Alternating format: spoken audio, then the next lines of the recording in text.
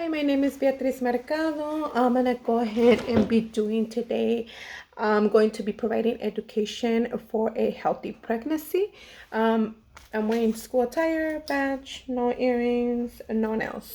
So the first thing we're gonna discuss is what to expect from your appointments. The first appointment will be anywhere from 8 to 10 weeks to confirm pregnancy. You can expect a transvaginal ultrasound. You can expect for us to check labs, HCG levels, your blood type, RH factor, complete blood count, any STD testing. That will be on the first visit. We're also going to be checking the location of the pregnancy. Make sure that it's not like an ectopic pregnancy, fallopian tube pregnancy, or outside of the uterus. And we'll give you an estimated delivery date. What to expect from 28 to 36 weeks of pregnancy. You're going to be seeing the provider anywhere from 28 weeks and under. You're going to be seeing the provider once a month. 28 to 36 is going to be twice a month, and 36 up until delivery it will be weekly, on the weekly basis. Okay, at every visit checkup, expect for the provider to be checking your weight, the urine. We always do urine dipstick, your blood pressure. The reason why we do the urine dipstick is to make sure that you don't have protein in your urine or sugar in your urine. Expect to check the fundal height of the baby, of the fetus. We monitor the baby's growth, and we also, depending on the weeks in pregnancy, they also do the fundal height for the baby, or also ultrasound, just to make sure baby's growing properly. We monitor the baby's position and the baby's heart rate.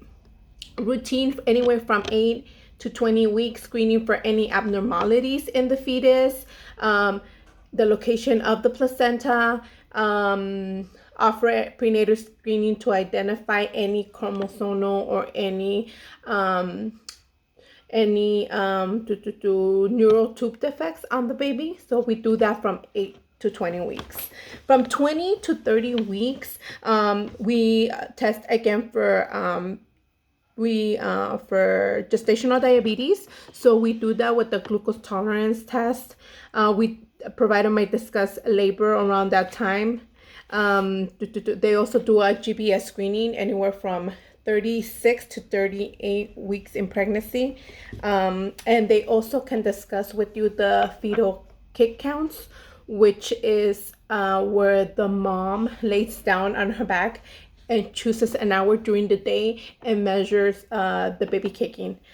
This has to be laying down, and in an hour she needs to measure at least six kick counts.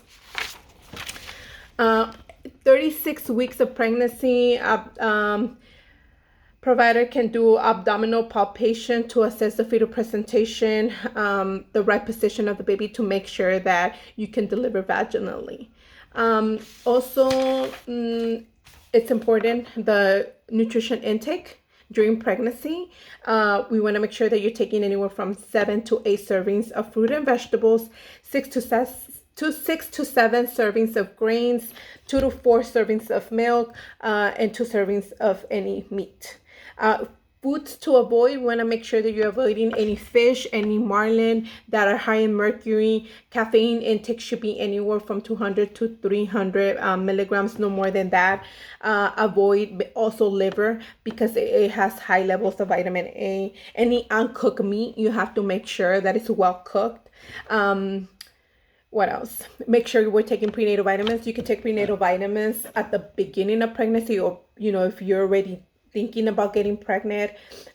We want to make sure that the prenatal vitamins are taken once a day, and they're have folic acid and iron to reduce the risk of any birth defects. So that is important.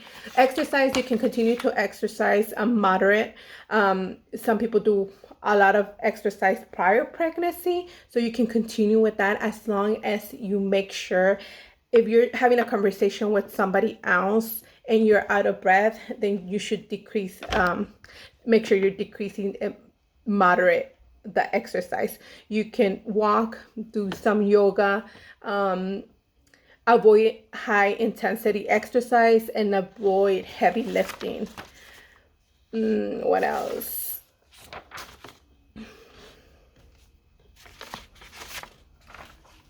Any warning signs that require immediate attention. Severe headaches is something that you should let your doctor know. I mean, it's okay to have headaches here, there, but if the headache is too intense, it can be a sign of like heart attack or preeclampsia, and those need immediate attention. Another sign can be swollenness. So if you're swollen from an arm and it's red and it's painful, that also requires immediate attention, because it can be a sign of a blood clot, and we don't want that to dislodge and go to other areas of the body like the heart. So that requires immediate attention. Another thing that you have to make sure you let the provider know is decreasing fetal movement. Decreasing fetal movement, like I said, you're going to be tracking this down. And if you notice any decrease in the fetal movement, baby's not moving as much, or, you notice a decrease, that's something that needs immediate attention. It can be signs of not good perfusion from the placenta to the baby. So we need to know right away. It is important, same thing with how much weight can you gain during pregnancy. If you started your pregnancy with a low BMI, anywhere from 18.5 to 18.5, that's underweight. So you need to gain anywhere from 28 to 40 pounds throughout the whole pregnancy. If you started with the BMI of 18.5 to 24.9, which is considered a normal weight, you need to increase anywhere from 25 to 35 pounds throughout the whole pregnancy. If you started your BMI as overweight, which is anywhere from 25 to 29.9, then you need a weight gain of 15 to 25 throughout the whole pregnancy. And if you started your pregnancy obese, which is higher than 30 as a BMI, your weight gain should be anywhere from 11 pounds to 20 pounds throughout the whole pregnancy. Thank you.